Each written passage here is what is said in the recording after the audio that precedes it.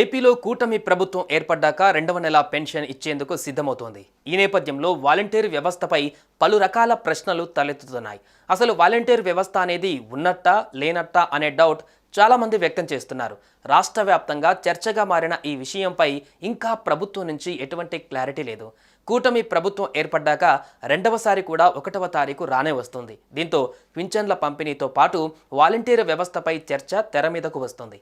అసలు ఏపీలో వాలంటీర్ వ్యవస్థ ఉన్నట్టా లేనట్టా, కొనసాగిస్తారా, మారుస్తారా, కత్తిరిస్తారా?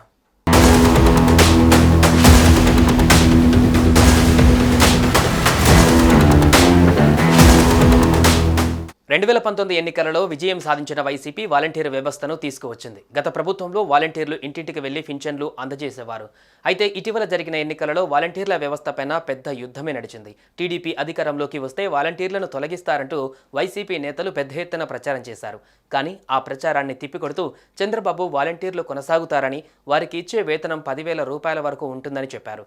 కానీ కూటమి ప్రభుత్వం వచ్చిన తర్వాత జూలై 1వ తారీఖున గ్రామ వార్డు సచివాలయాల సిబ్బందిని రంగంలోకి దింపి వారితోనే పింఛన్లను పంపిణీ చేయించారు. దీంతో వాలంటీర్లు అవసరం లేకుండానే పింఛన్లు పంపిణీ చేశామని స్వయంగా చంద్రబాబు ప్రకటించారు. ఆ తర్వాత అయినా వాలంటీర్లను తీసుకుంటారని అందరూ భావించారు. కానీ ఇప్పటి వరకు వాలంటీర్ల విషయంలో ఎటువంటి ప్రకటన రాలేదు. అసలు వాలంటీర్లను కొనసాగిస్తారా లేదా అనే విషయంపై కూడా స్పష్టమైన వైఖరిని ప్రకటించలేదు.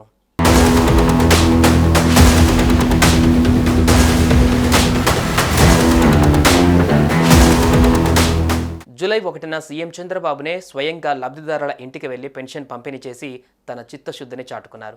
లబ్ధిదారుల ఇంటికి స్వయంగా వెళ్లి నగదు పంపిణీ చేసిన మొదటి సీఎంగా నిలిచారు చంద్రబాబు. ఇక ఈ నెల కూడా లబ్ధిదారుల ఇంటికి వెళ్లి పెన్షన్ పంచేందుకు సిద్ధమయ్యారు చంద్రబాబు. ఆగస్టు 1న మడకశిర నియోజకవర్గంలో పర్యటించనున్న చంద్రబాబు గుండుమలలో పెన్షన్ పంపిణీ చేయనున్నారు. మొదటి రోజే 99% పంపిణీ పూర్తి కావాలని, సాంకేతిక సమస్యలు తలెత్తితే రెండవ రోజు పంపిణీ చేయాలని సీఎం చంద్రబాబు సూచించారు. మొదటి 2 రోజుల పెన్షన్ పంపిణీ పైన అన్ని గ్రామాలలో ప్రెస్ మరియు సోషల్ మీడియాతో పాటు బహిరంగ ప్రదేశాలలో చాటింపు ద్వారా ప్రజలందరికీ తెలియజేయాలని, ప్రతి పింఛనుదారుడికి ఈ సమాచారం అందించాలని సూచించారు.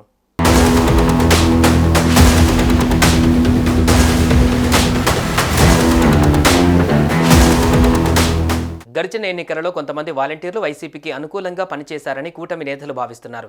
ఎన్నికలకు ముందు వైసీపీకి అనుకూలంగా కొందరు వాలంటీర్లు రాజీనామాలు చేసిన విషయం తెలిసిందే. ఏకంగా కొందరైతే జనసేన అధినేతపై కేసులు కూడా పెట్టారు. వాలంటీర్స్కి నేను ఒకటే చెప్తున్నా, 1,00,000 మంది మహిళలు ఉన్నారు వాలంటీర్లు అని. అమ్మ, నేను ఒక అన్నగా చెప్తున్నా, మీకు 5,000 వస్తే ఇంకో 5,000 ఇచ్చే మనసున్న వ్యక్తిని నేను ఎప్పుడు మీ పొట్ట కొట్టను.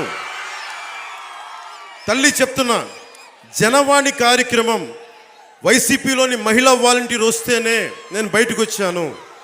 వాళ్ళ అన్నను చంపేశారు, అందుకు నేను బయటకు వచ్చాను. నేను ఎప్పుడు కూడా మిమ్మల్ని కన్నీరు పెట్టే పని చేయను. ఇదంతా చూస్తుంటే వాలంటీర్ వ్యవస్థ పైన కూటమి ప్రభుత్వం మనసు మార్చుకున్నట్టు కనిపిస్తోంది.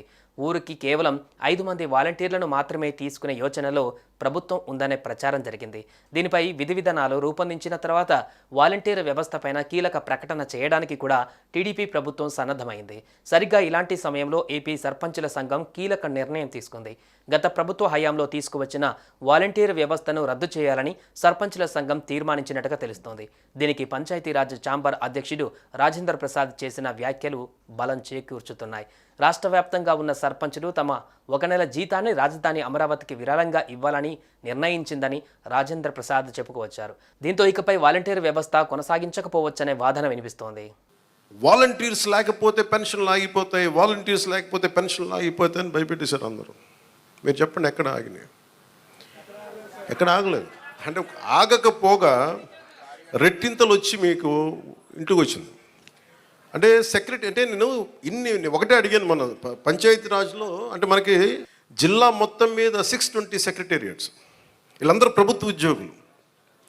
దాదాపు 6,000 మంది పైచిలుక అధికారులు, మనం టోటల్గా ప్రభుత్వ ఉద్యోగుల్ని మీ ఇంటికి వచ్చి మీకు డబ్బులు ఇస్తూ ఉన్నారు.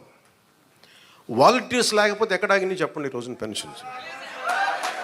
ఆగో. కానీ వాలంటీర్స్కి ఆల్టర్నేట్ ఎంప్లాయ్మెంట్ ఎలా ఇవ్వాలి, అది మేము ఆలోచిస్తాం.